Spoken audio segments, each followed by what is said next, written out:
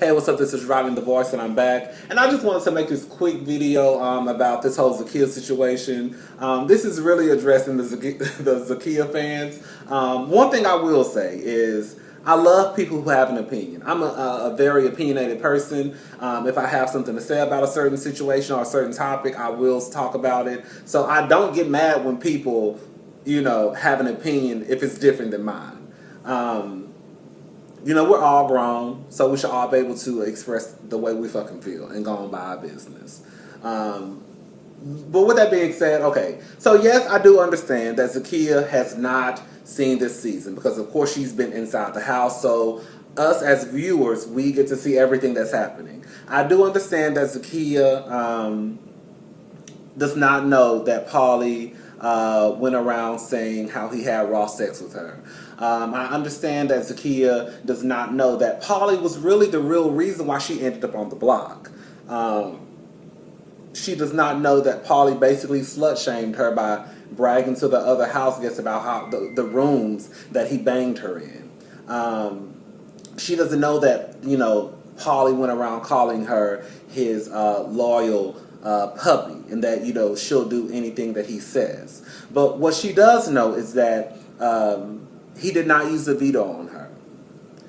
What she does know is that when they played a competition, after she dropped, he dropped.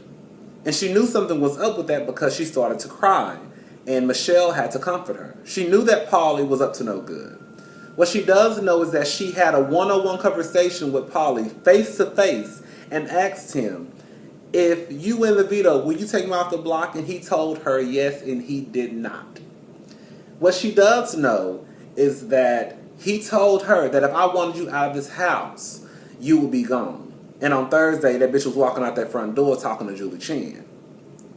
What she does know is that she has enough information that she had an outburst when Paulie entered the jury house by calling him bitches and all types of shit. Zakiyah has said on numerous occasions that Paulie, she can't trust Paulie. I don't know if I can trust Paulie. I don't know if Paulie doesn't use a veto on me, that's going to let me know that I can't trust him. She has enough information. Regardless if she knows all the other things that Paulie has done, that's really irrelevant. It's kind of like if you look at it this way. Say, for example, you're dating a guy.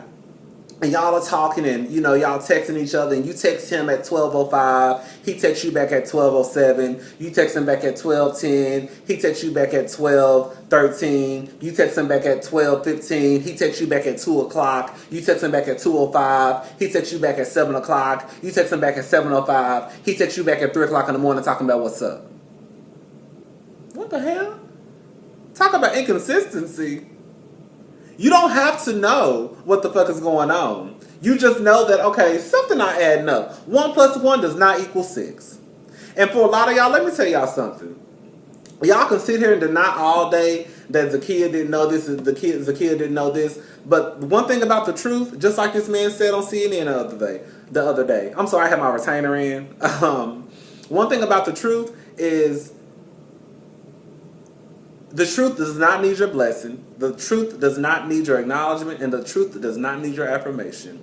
Baby, you can try to bend the truth. You can try to twist the truth. Baby, you can put Tony Chachere's salt and pepper and barbecue sauce on it. But at the end of the day, I added that part. At the end of the day, it's still going to be the motherfucking truth. And Zakiyah has enough information to know that Paulie is no good. The same way, if you're dating a guy, you don't have to know the conversations that he's having with his homeboys. You don't have to know that. All you need to know is, okay, he not texting me back. The first week we started talking, he was texting me every day in the morning, talking about good morning, sweetheart. And then the second week, he only started texting me on Tuesdays and Thursdays. And then the third week, he was only texting me on Fridays. That's not, you can tell right there, okay, this motherfucker not consistent. This motherfucker, he don't give a fuck about me. How you go from doing this to going downhill? So the point I'm trying to make is Zakiyah does not need to know, Zakiyah does not need to know the things that Paulie has said. She has enough information laying right in front of her fucking face to know that he ain't no motherfucking good. Excuse me, y'all. I just got out of the shower, so I'm still kind of hot. And then on top of that, when you have Davon, Bridget, Michelle, Natalie, basically calling Paulie ass out right in front of your face, and you still just want to turn a blind eye. Let me say something. It's completely different when you don't know something than versus when you just choose to ignore information. That's on you. When you have these 4 other females in the house, like, this nigga is trifling, and you just said your own self, I don't know if I can trust him. What more information do you need, sweetie? What else do you need to know? You know what? And let me get into this whole Davon Zakiyah relationship and Paulie Zakiyah relationship. I think it's a little bit unfair, and the reason why I say maybe because I'm a little bit biased when it comes to Davon, because Davon was my girl. I will say this much. Yes, I did. Yeah, for y'all who have said, you know, I continue to watch the live feeds. No, I don't watch the live feeds. I read all things Big Brother.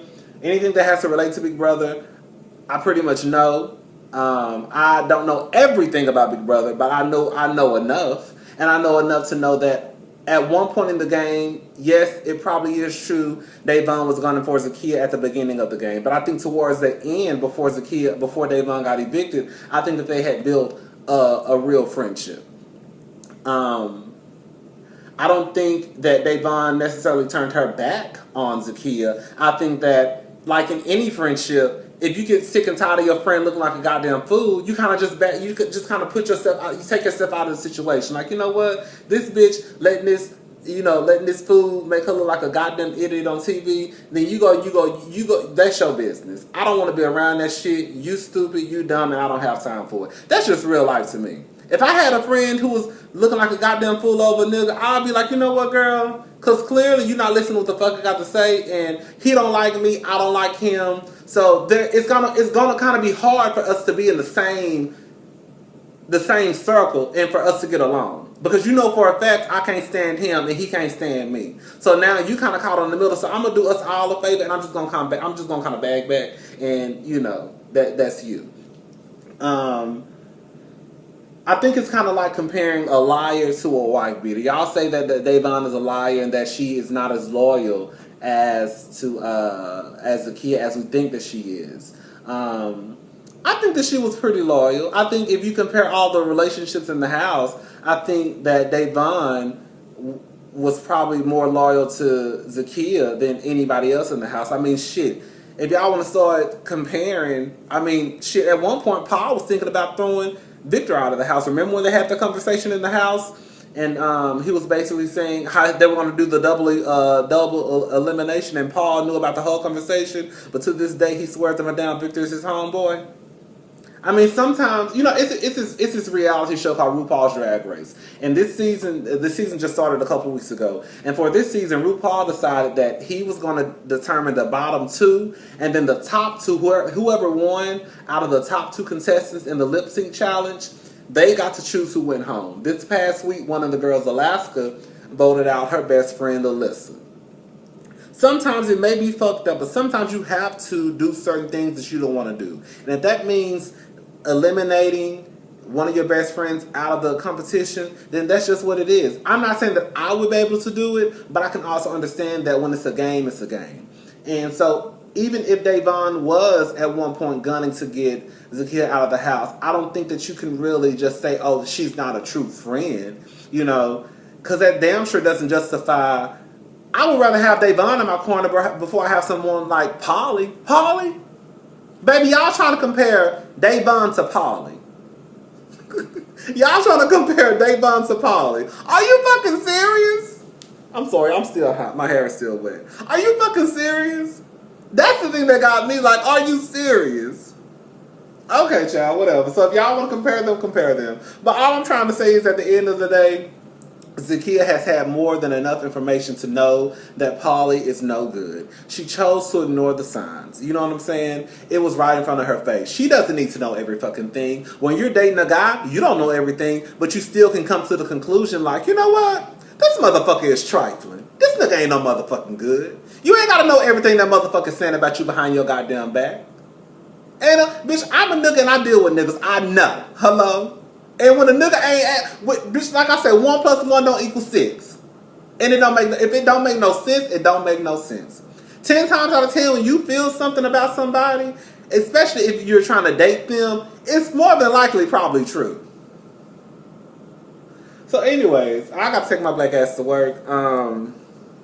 So that's all I had to say. That's all I had to say.